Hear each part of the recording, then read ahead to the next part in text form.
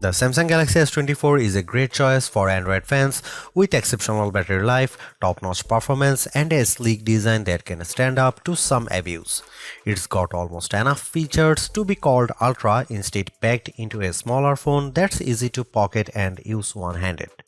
It has all the new Galaxy AI and Google Circle to search features, as well as Samsung's aging and overcomplicated software. The cameras aren't as great as some competitors in this range, but it has more zoom than the iPhone 15, and Samsung gives you plenty of cool shooting modes to make your pics look great. With a promising of 7 years of Android updates, this could be the best affordable Galaxy S phone Samsung has offered in quite a while. The Galaxy S24 is priced as expected, and it's a bit less expensive in the UK than last year's phone. You still get the same 128GB of storage, except in Australia, where Samsung starts this phone at 256GB and offers a higher capacity 512GB model. The extra storage is worth buying since the cameras on the S24 are good enough that you could fill it up with photos and videos. Samsung always seems to have deals available for Galaxy S phones, whether that's doubling the storage for free or offering a bonus on your trade. In the US, Samsung will give you at least $100 for any phone you trade, which effectively knocks the price to $699 for almost everybody. At that price, the Galaxy S24 is a bit cheaper than the Apple's iPhone 15 and closer to the Google Pixel 8 or OnePlus 12 with a similar trade offer. Unless you are a serious camera hound or you want a much bigger display, there is no reason to spring for the Galaxy S24 Ultra instead. It's a massive price jump that doesn't equate to a big performance boost.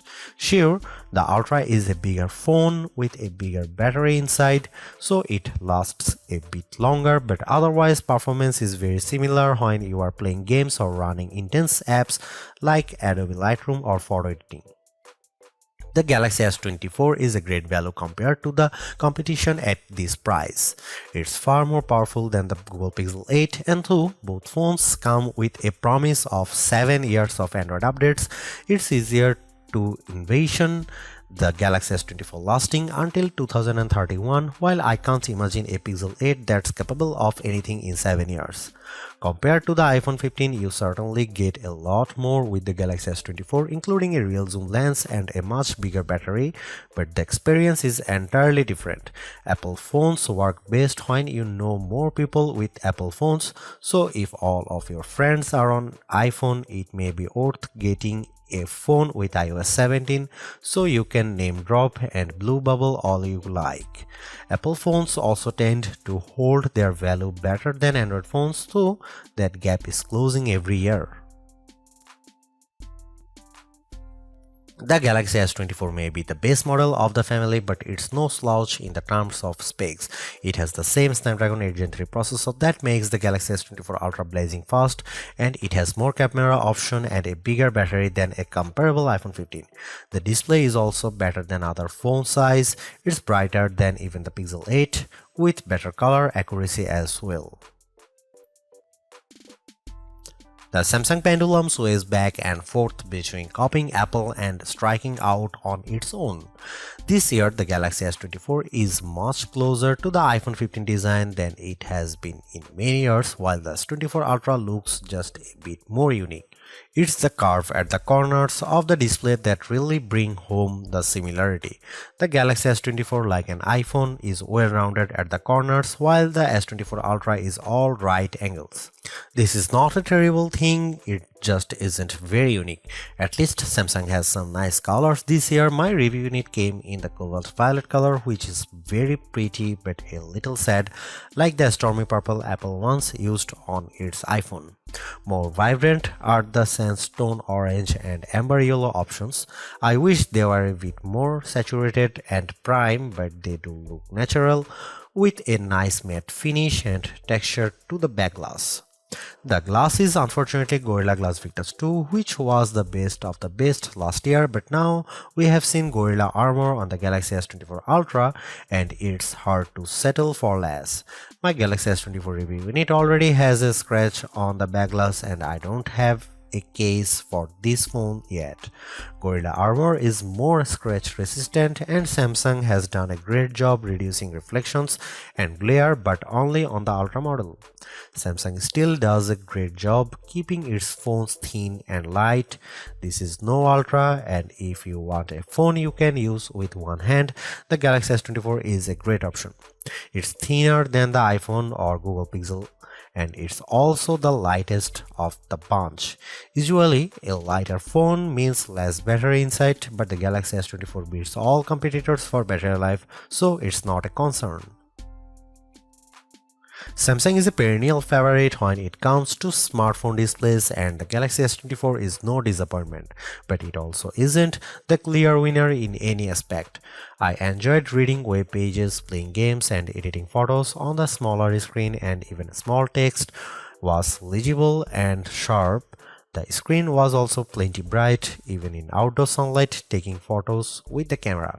Samsung is not giving us the sharpest display with the Galaxy S24, and it's odd for the company to fall behind a bit. The Google Pixel 8 and iPhone 15 both have a higher pixel density, making them technically sharper, though you might not notice the difference. The Galaxy S24 can get brighter than both of those phones, but OnePlus is pulling some 4500 nit magic out of its hat with the similarly priced OnePlus 12, so Samsung isn't the resounding brightness winner. Overall, I had no complaints about the display unless I'm truly nitpicking. In our official lab tests, the Galaxy S24 had a wider color gamut than any competitor. Samsung is still sticky about Dolby Vision HDR support, which is what Netflix favors, but HDR10 Plus content look great and you can find that on every other major streamer. While I like carrying a smaller phone, the 6-inch display on the Galaxy S24 isn't quite big enough to hold all of Samsung's features. The H panel is turned on by default and it takes up so much room on the side of the phone that it was easy to swipe it open accidentally when I just wanted to use a back swipe gesture. The quick panel also became more complex, and this makes it harder to read and use on the smaller Galaxy S24 display than it was on larger Samsung screens. Overall, more software simplicity would help show off that screen instead of bogging it down with icons and menu clutter. The good news about software on the Galaxy S24 is that it can do just about everything the Galaxy S24 Ultra can do, short of using the S Pen. The bad news is that it can do everything the Galaxy S24 Ultra can do and no less. Every bit of complexity often designed for the largest smartphone display possible is still present in the Galaxy S24. It's a mess. The Galaxy S24 is super powered, there is no doubt.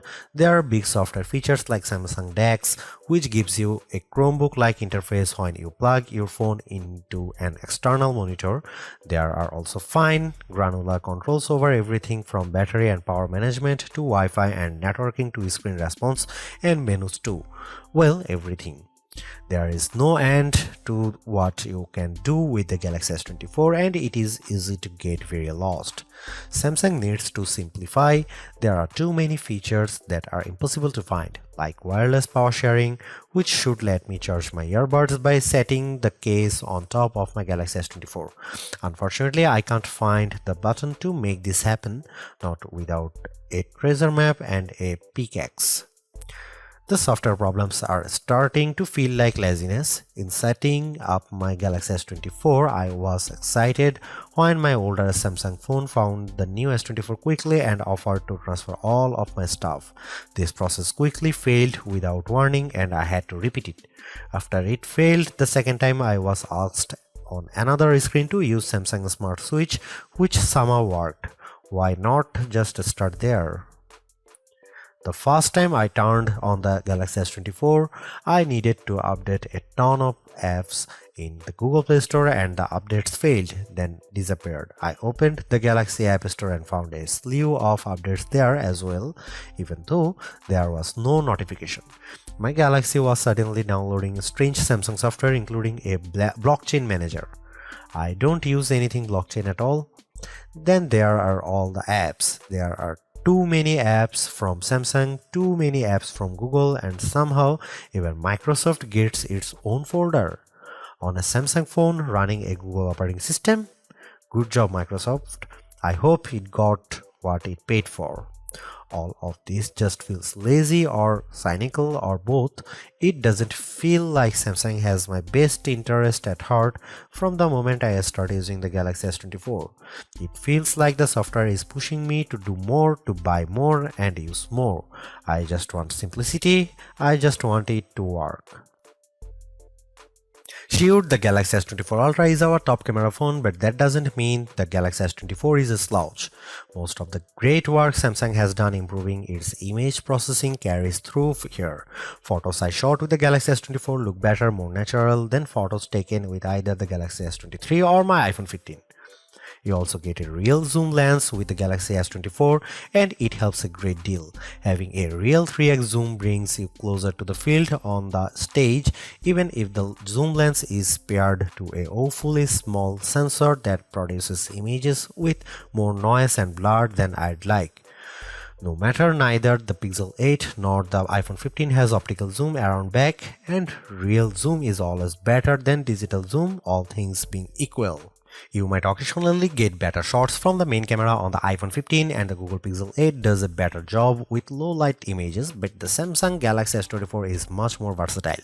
I actually find Samsung's different camera modes like the food mode or the dual camera video recording mode to be fun and useful. My baked goods look detectable when I shoot them with the Galaxy and the dual camera's video is great for reaction shots with my kiddo. Samsung also brings a bunch of AI tricks into the camera both in the camera app and Samsung's image gallery. I wish there weren't two photo apps including Google Photos, but here we are. Unlike the Pixel which gives you AI editing in Google Photos, Samsung keeps its Magic Editor software in the gallery. With Magic Editor, you can resize an object in your photo and move it around. You can erase the background entirely and replace it with something new. The phone will use AI to figure out what's happening in the foreground and match the new background appropriately. There is also a tool that adds more background to an image if you rotate it and end up with blank space. In practice, these are surprisingly useful. I like erasing spectators in the way when I am trying to see my kid on the field.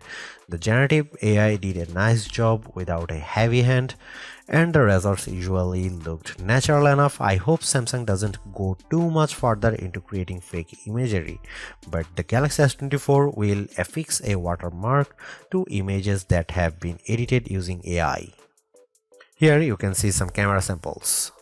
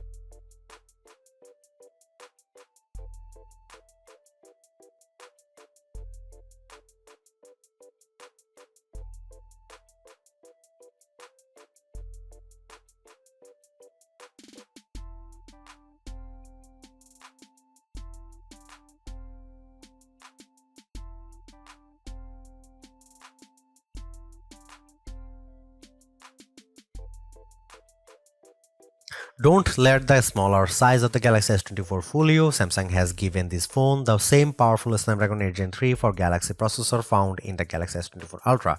It's even overclocked a bit compared to the same processor in competitors' phones like the OnePlus 12, so it will outperform any other Android you will find and any iPhone 15 that isn't a Pro model. What can you do with that performance? You can play games like Call of Duty Mobile at the highest settings and still hit 60 FPS. You can run Adobe Lightroom and watch your photo edits happens in real time as you move the sliders. You can run Samsung DeX and open multiple windows on your monitor simultaneously. There's a ton of power packed into this phone.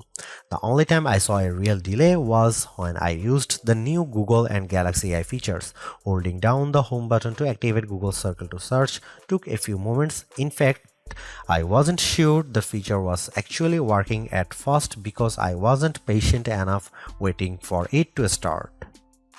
Using Samsung's Galaxy AI features caused a similar delay. When I asked the keyboard to rewrite my text messages, there was a long pause. When I recorded a speech using the voice recorder, it could not transcribe on the fly like my Pixel 8 can, and there was a longer delay when I asked for a summary. It's too bad that Samsung has a performance leader that can beat a comparable iPhone, but the new AI features are the only thing that slows it down. It's unclear if this will get any faster with software updates, as the AI features are a mix of cloud services and on-device processing. There are bottlenecks with both. The Galaxy S24 Ultra technically outperformed the Galaxy S24, likely due to the extra RAM on board. The Galaxy S24 only ships with 8GB of RAM installed, while the S24 Ultra comes with 12GB.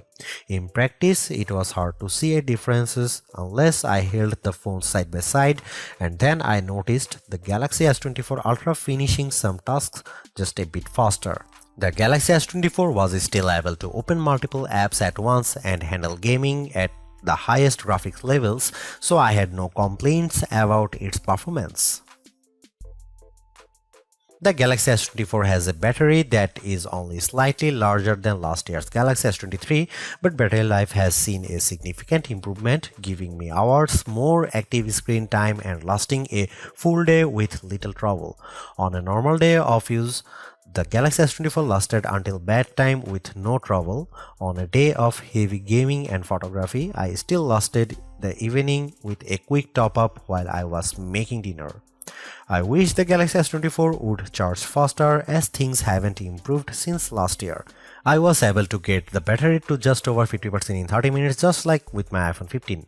The Pixel 8 charges a bit faster, but cool phones like the OnePlus 12 can charge at extreme speeds and fill the battery completely in a half hour. There are plenty of adaptive modes to help you save battery life, but good luck finding them in Samsung's terrible settings menu. You can just trust that the phone will do a good job like I did, and occasionally turn on power saving from the quick settings panel, which will work nicely. Even though the Galaxy S24 is the baby of the S24 lineup, it is still packed with power. If the larger sizes of the S24 Plus and S24 Ultra don't appeal to you, but you don't want to miss out on the latest and greatest that Samsung has to offer, then the S24 is still a good buy. Galaxy AI is one of the big selling points of the entire lineup, and though I wouldn't quite say it's the reason to upgrade, some of the AI features do come in handy. I am mostly referring to Circle to Search and the generative photo editing tools, but the live translate and interpreter features will also be handy in a specific situation. And while the camera hardware hasn't changed, the software behind the image processing has definitely been fine-tuned. It's better now, in my opinion, with less burned into your retinas, vividness, and more realistic hues. There is also a lot to like about the new Snapdragon 8 Gen 3 for Galaxy chip, especially power efficiency. Even though the S24 only has a 4000 mAh cell, it has great battery life, all things considered. Plus, the performance with Android 14 and One UI 6.1 is fast, snappy, and responsive enough for pretty much anything you throw at it. If you are due for an upgrade this year, the Galaxy S24 is a good phone on your shopping list. It's not a must-have upgrade if you already have a Galaxy S23, but if you are upgrading from an older model, there is a lot to like here. Thanks for watching. See you in the next one.